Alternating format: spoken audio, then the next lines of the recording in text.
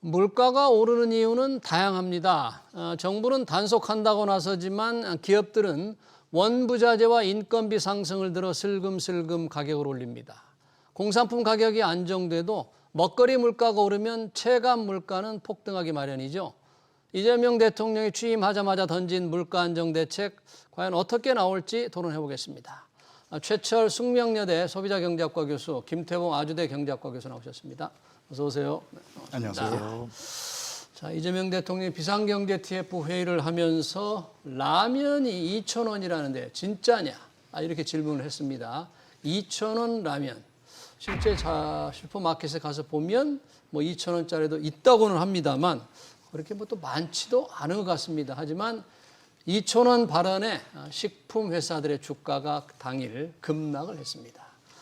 최철 교수님, 이 대통령이 얘기한 2,000원짜리 라면에 대한 인식, 물가에 대한 인식을 어떻게 좀 봐야 될까요? 네, 사실 물가는 코로나 이후로 계속 물가 상승이 지속이 되어 왔고 일반 국민들의 생활에 이제 큰 어떤 경제적인 그런 생활에 있어서 많은 압박감을 주고 있는 그런 요소였습니다. 예. 새 정부가 들어서 아무래도 이제 이 물가가 정부가 추진해야 될 어떤 중점적인 그런 이제 과제 중에 하나라는 그런 인식이 나타난다고 보고 있고요. 예. 그리고 사실 이제 말씀하신 대로 이제 라면은 여러 가지 이제 종류가 시판이 되고 있어서 예.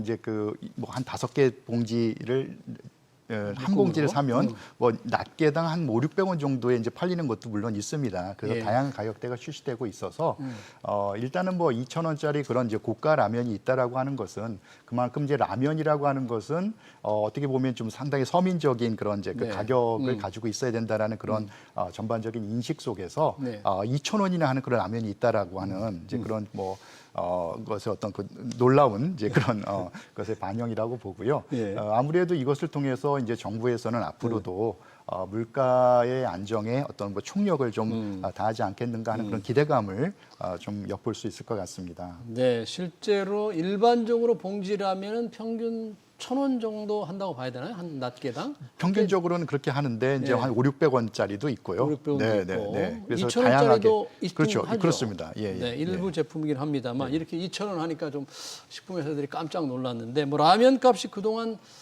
슬금슬금 좀 올랐던 것 같아요. 꼭 2,000원짜리만이 아니고라도 최근 가격 상승률이 좀 어떻게 봤어요, 이 부분? 예. 제가 한번 살펴보니까요. 최 교수님께서 말씀하신 대로 코로나 이후에 전반적인 물가 상승이 굉장히 높았는데요. 22년, 23년에 라면 가격은 10% 내외의 상승을 기록했더라고요. 그리고 이제 24년만 조금 예외적으로 감소를 했던 해가 되고요. 올해 들어서면서 다시 이제 상승을 시작했는데 그게 부분적으로는 좀 작년 대비 기저 효과가 조금 반영이 된 부분이 있고요. 하지만 또 우려스러운 거는 작년 4, 4분기에 전반적인 소비자 물가 지수의 상승률이 이제 낮아지면서 1% 중반대로 향해서 가고 있어서 안심을 하고 있었는데 올해 들어서면서 다시 물가 상승률이 전반적으로 높아지는 그런 이제 2%대까지 가는 네. 현상을 두고 좀 우려가 있다 보니까 하나의 예시로 상징적인 예시로 이제 라면의 예시를 든 것 같고요. 예. 다른 한편으로는 또 이제 이번 새 정부가 들어서면서 다양한 이제 공약들과 재정 정책에 관한 것들을 이제 제시를 했는데 예. 그동안 그런 재정 정책의 확장적인 것들이 인플레이션을 결국 가져올 수 있다라는 비판이 굉장히 많았거든요. 네. 제가 보기엔 그러다 보니까 이제 대통령께서 그런 이제 인플레이션 우려에 대한 것을 선제적으로 좀 대응하겠다는 이제 강력한 의지가 반영이 돼서 이런 얘기가 나온 게 아닌가 싶습니다. 네.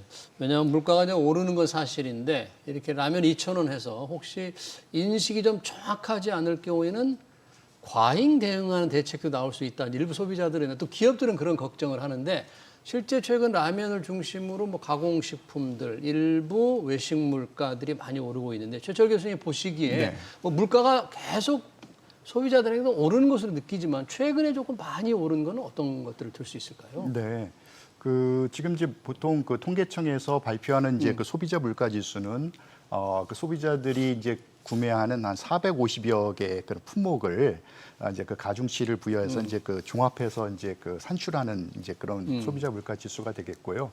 그게 지금 이제 그 최근에 그 5월 물가가 발표됐을 때 이게 전체적으로는 1.9% 포인트, 1.9% 예. 상승한 것으로 나왔거든요. 그러면 전년 동월 대비 그렇습니다. 보통 계절성 때문에 이제 전년 동월하고 이렇게 비교를 많이 하는데요.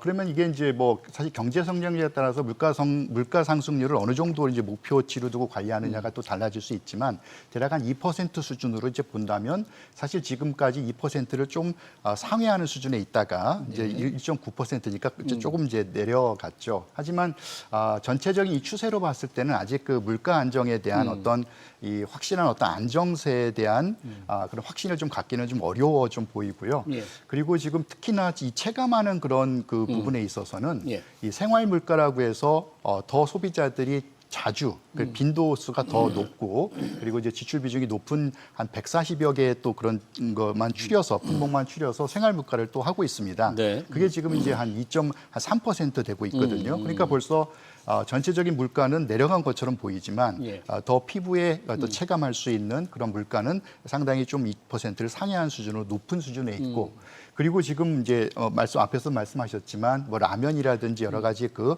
가공식품 그리고 여러 가지 식재료들이 네. 어떤 그 공급 측의 뭐 기후 변화라든지 병충해라든지 또 동물 질병이라든지 이런 어떤 통제가 좀 어려운 그러한 공급 측의 그 영향 요인에 따라서 사실 좀 가격이 많이 지금 상승하고 있는 것으로 그렇게 좀 보이고 있습니다. 예. 공급 요소 그러니까 이제 공급되는 게 문제가 생길 거면 가격이 오를 수가 있는데 이게 뭐 공급도 그렇게 줄지도 않고 오히려 조금 늘고 있는데도 가격이 오른 게 많다 그래요. 계란도 뭐 그렇다고 하더라고요. 실제 생산량이 그렇게 뭐 줄지도 않는데 소비가 조금 늘어나면서 인상 요인이 조금 있는데 그 기업들이 인상 요인보다 훨씬 많이 올린다. 이런 느낌을 조금 소비자들이 받고 있다 이렇게 생각이 되는데 우리 김태원 교수님 보기에는 좀 최근 많이 오르는 물가, 또 품목을 좀 본다면 어떤 것들을 좀 관찰할 수 있어요?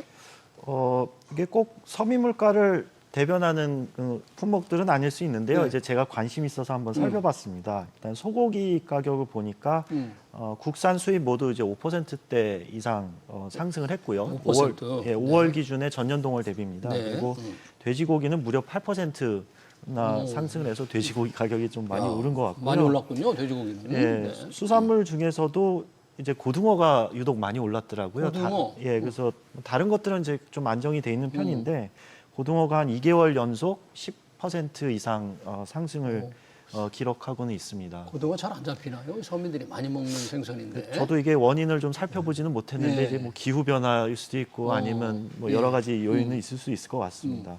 그리고 다른 하나는 이제 제가 그 빵집을 갈 때마다 느끼는 건데요.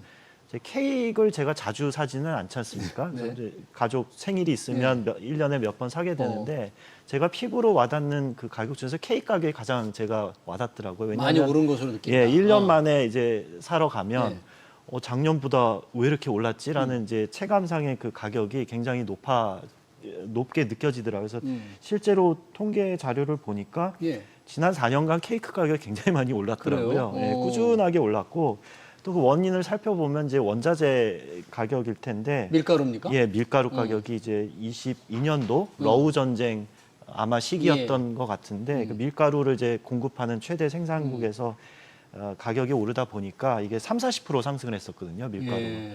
그리고 이제 초콜릿도 지난 한 4년간 카카오 생산 뭐 이쪽에 문제가 있었던 걸로 아는데 예.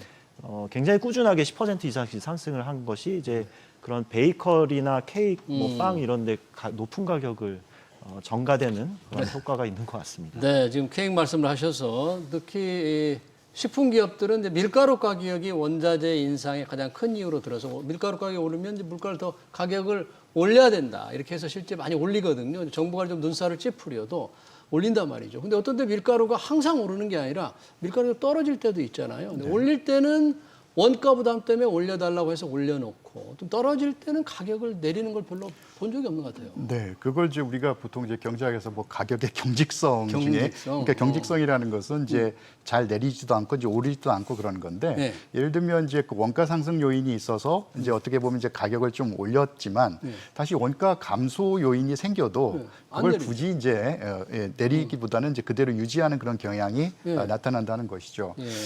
그리고 지금 이제 계속해서 이제 물가에 가장 좀 지금 불안정한 영향을 주고 있는 것이 주로 농축수산물 같이 기후 변화라든지 병충해라든지 예. 자연 조건의 영향을 받는 그런 품목들이 상당히 많습니다.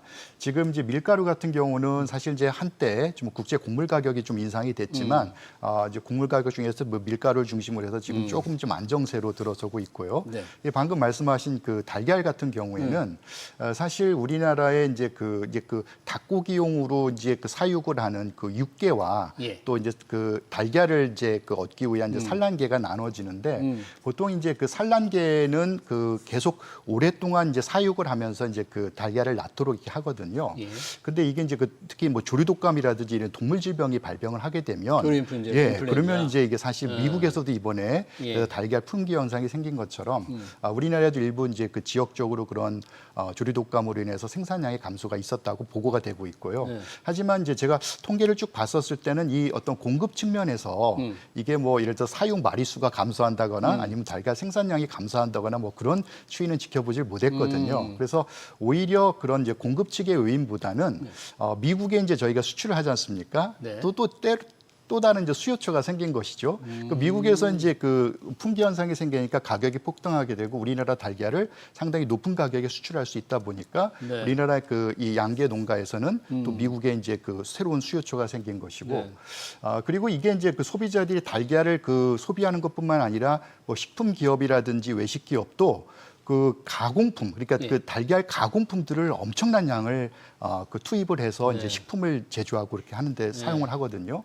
근데 이제 이렇게 세계적인 어떤 이 조류독감이라는 동물 질병으로 인해서 이 공급에 어떤 영향이 생기니까 그렇게 그 가공품도 지금 수입에 좀 차질이 생기고 그러다 보니까 국내에서 생산된 달걀을 민간 소비자뿐만 아니라 그런 이제 그 식품 기업까지 대규모로 그것을 사들이게 돼서 아무래도 또 수요가 좀 갑자기 일시적으로 좀 증가된 영향이 반영된 것이 아닌가 그렇게 좀 짐작이 됩니다. 왜냐하면 달걀이라는 게 이 고기를 좀 고기값이 오르니까 사 먹지 못하는 분들이 좀 단백질 보충을 위해서 계란 소비를 늘리잖아요. 많은 사람들이 그렇게 하는데 계란값이 오르면 즉각적으로 가게에 이게 부담을 느끼기 때문에 요즘 이 가격 인상 문제에서 라면과 함께 지금 화두가 되고 있는 것 같습니다.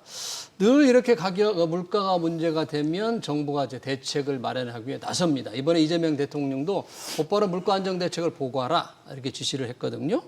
역대 뭐 그런 적도 있어요. 이게 이명박 정부 때가로 기억이 납니다만 물가를 품목당 담당 공무원을 지정해서 관리하라고 그랬어요. 그래가지고 뭐 라면 사무관, 빵 과장, 뭐 배추국장 이런 말까지 있었는데 이렇게 강도 높은 물가 대책도 뭐 시간이 지나면 성공하지 못했단 말이죠. 정부의 물가 대책이 이렇게 제대로 잡히지 않는 이유, 성공하지 못하는 이유는 뭘로 봐야 할까요? 일단 그 물가 상승 요인을 이제 분해해서 그 원인이 어딘지를 좀 진단을 해야 될 것이고요. 기본적으로 물가 상승률, 물가 목표는 이제 중앙은행의 책무로 돼 있죠. 그래서 중앙은행. 물가 안정 목표는 예.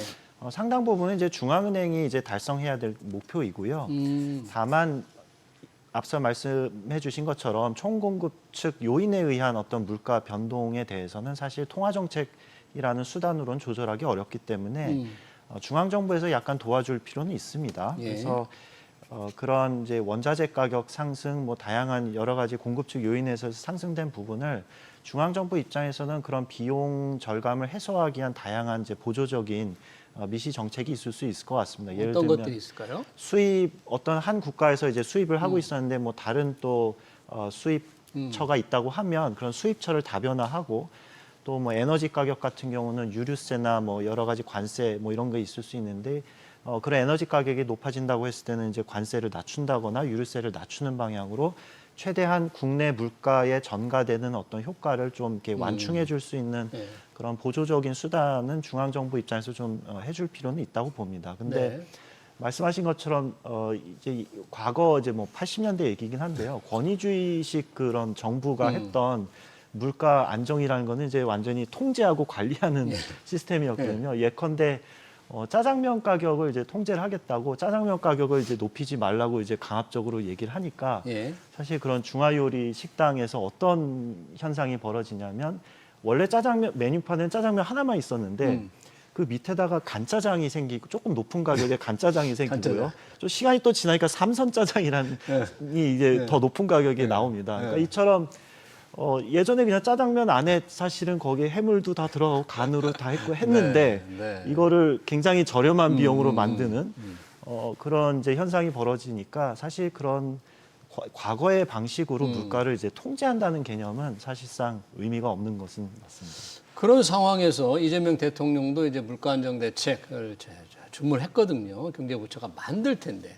그러면 이번에는 이렇게 소비자들이나 일반 서민들이 조금 이게 물가 안정 기대를 할 수도 있겠다.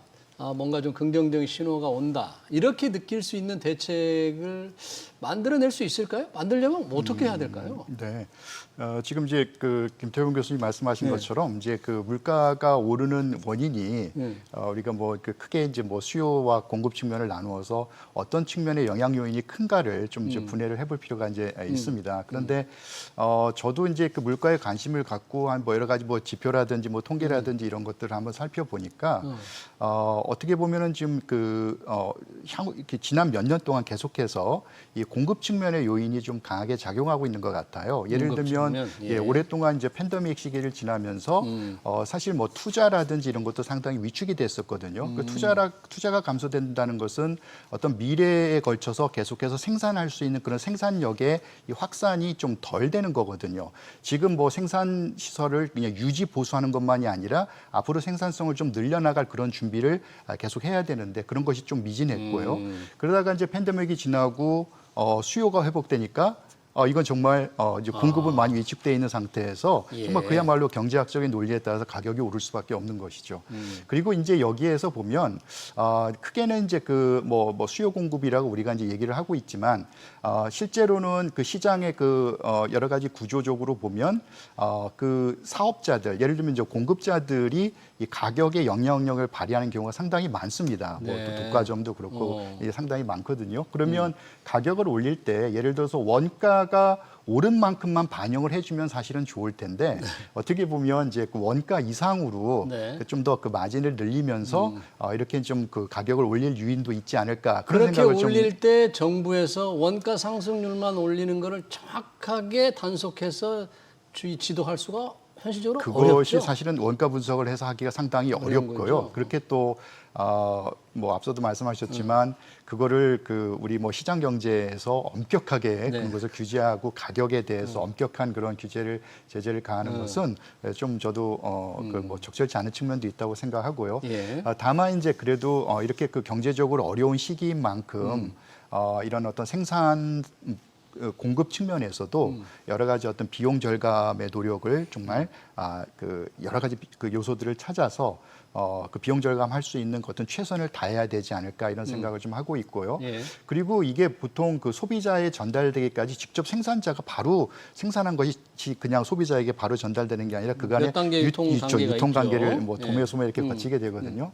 사실은 그 요즘에는 그 업체들의 그런 영향력이 너무 강화돼서 실제로 산지에서는 크게 인상이 안 됐어도 사실 유통 마진이 더 덧붙여지는 경우가 있습니다. 그래서 유통 과정에서도 사실은 이런 그 유통 사업을 하는 그 업체들이 또 과도한 어떤 그 이윤을 추구한다든지 이런 것들이 조금 자제가 된다면 그 최종적으로 소비자에게 매겨지는 부과되는 가격에 그 좀 더 그 인상 요인을 좀 그 억제할 수 있지 않을까 또 이런 생각도 해봅니다. 네, 상당히 이제 기업들의 좀 선의에 의지를 하는 식품 기업들의 생산 기업이나 유통 기업들이 좀 과도하게 마진을 늘리지 않기를 바라는 게 과연 제대로 될지는 모르겠네요. 그런데 지금 이재명 정부가 출범하면서 재정 정책은 정부 지출을 조금 더 적극적으로 늘리겠다는 게 기본 방침입니다. 그리고 한국은행도 금리를 낮춰가는 추세입니다. 금리를 싼 돈으로 좀 돈을 빌려주라는 신호를 보내고 있잖아요. 그러면 이게 지금 물가를 적극적으로 관리하겠다는 것과 조금 어긋나는 배치되는 건 아닙니까? 이게 어떻게 가능할까요? 물가 잡는 게 이런 상황에서? 굉장히 어렵습니다. 제가 코로나가 시기가 시작이 되고 그런 생산 위축이 와서 공급 측 요인에 의한 어떤 변화가 있었을 때 5년 전부터 저는 좀 예상했던 바가 이제 스태그플레이션이라는 현상이 우리한테 올 것이다라는 것을 제가 좀 개인적으로는 전망을 했었는데요.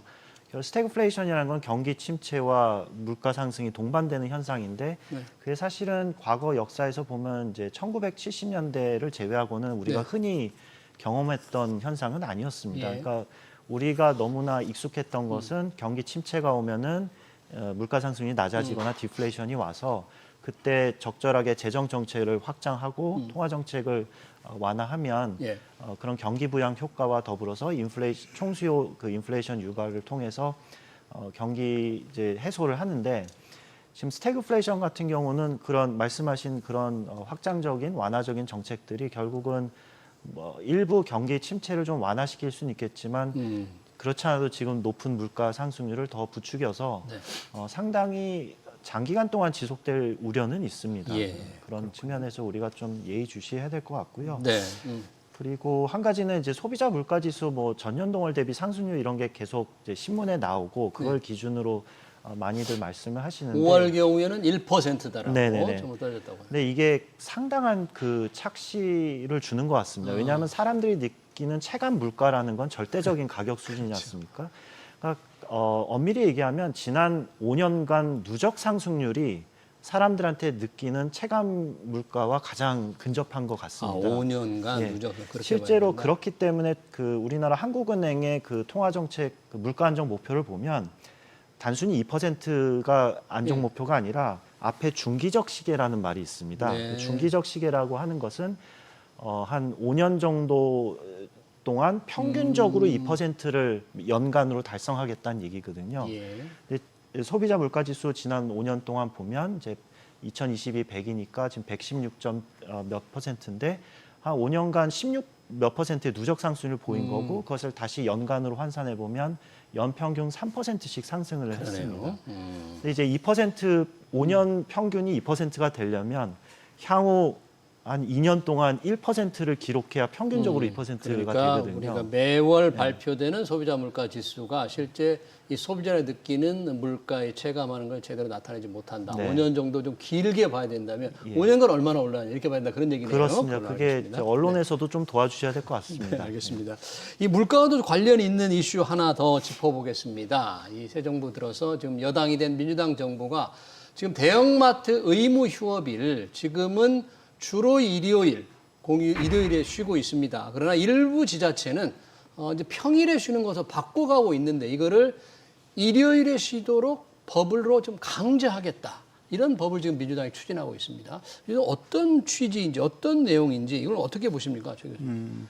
아무래도 이제 그 처음에 이제 그 의무 휴업을 이제 공휴일날 하게 된 것은 그 대형 마트들은 이제 보통 그 소비자들이 이제 그 대량의 어떤 그 물품을 이제 사기 위해서 이제 장보러 이제 주기적으로 이렇게 주말에 많이 이제 나가는 거죠. 그리고 그 지역에 있는 그 소상공인들, 뭐 지역에 있는 작은 가게라든지 전통시장 이런 데는 이제 그 매출이 이제 또 부진해지는 것이죠. 그래서 어떻게 보면 그런 상생이라고 하는 그런 논리로서 이제 이렇게 좀 의무 휴업을 도입하자 이렇게 이제 진행이 됐던 것이고요.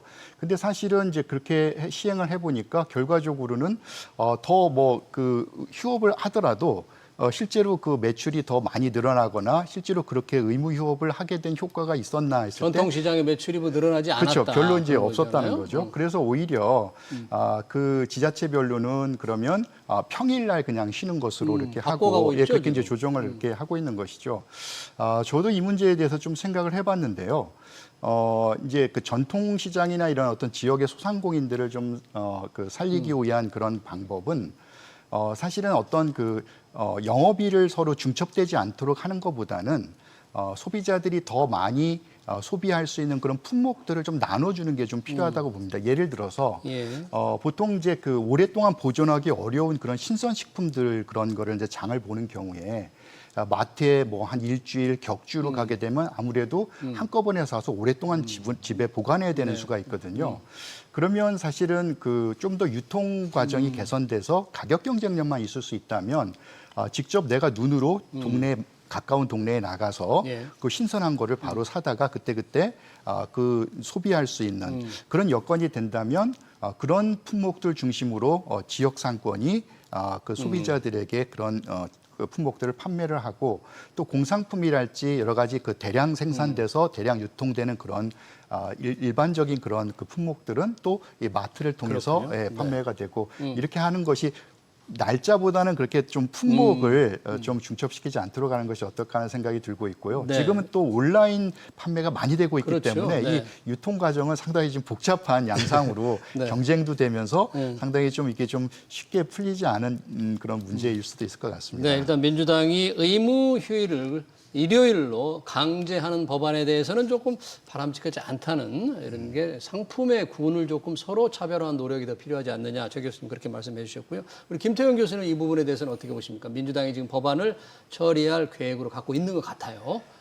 이게 앞서 말씀하신 것처럼 의무 휴업일이 전혀 효과가 없다는 게 이미 판명이 났는데 그 영업일을 뭐 조정한다고 일요일로 한들 강제하는 게 효과가 없다. 아무 의미는 없을 것 같고 오히려 그거는 폐지하는 게 바람직할 것 같고요. 그 대신 일단 우리의 목적은 전통 재래시장의 어떤 활성화나 이런 것들인데 좀 더 구조적인 어떤 전략, 말씀하신 어떤 품목의 어떤 배분이나 이런 것도 있을 수 있고, 근데 이제 대부분 이제 좀 이제 젊은 디지털 세대 입장에서는 뭔가 이렇게 플랫폼이 있어서 네. 그 안에서의 네트워크 이펙트를 누릴 수 있는 어떤 시장에 가서 물건을 많이 사게 되거든요. 그 얘기는 뭐냐면 예를 들면 대형마트에 가서 이제 뭔가 사면은 네. 포인트가 누적이 되고 그걸 다시 또 온라인에서 쇼핑하면서 그 포인트를 쓰면서 쓰게 하는 되고. 그런 이제 일종의 플랫폼 안에서의 그 네트워크 이펙트가 있을 수 있는데 우리나라 전통 재래시장도 이런 좀 그런 구조적인 것들을 한번 모색해봐야 되지 않을까 싶습니다. 예를 들면 이제 어떤 특정 지역의 재래시장이 있고 뭐 또 강원도 지역의 재래시장이 있으면 소비자가 이쪽에 가서 이제 강원도는 이제 자주 가는 곳은 아니니까 1년에 한 번 휴가로 놀러 갔을 때 근처에 있는 재래시장을 들려서 이제 샀으면 그때 이제 포인트가 누적이 돼서 그 누적된 포인트가 있으면 또 언젠가는 쓸 수 있고. 쓰려고 하거든요. 예. 그러면 이거를 자기 집 앞에 있는 지역의 재래시장 가서 쓸 수 있는 그런 연결고리를 만들어주고 또 그 플랫폼이 있으면 그 안에서 또 프로모션이나 여러 가지 마케팅 전략들이 수립이 될 수 있거든요. 네.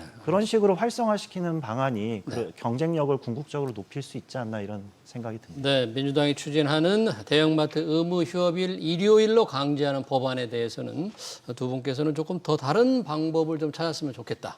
이렇게 좀 의견을 제시해 주셨습니다. 최근 물가 대책 그리고 대형마트 의무 휴업일 관련 토론을 여기서 마치도록 하겠습니다. 지금까지 최철 숙명여대 소비자경제학과 교수 김태봉 아주대 경제학과 교수였습니다. 고맙습니다.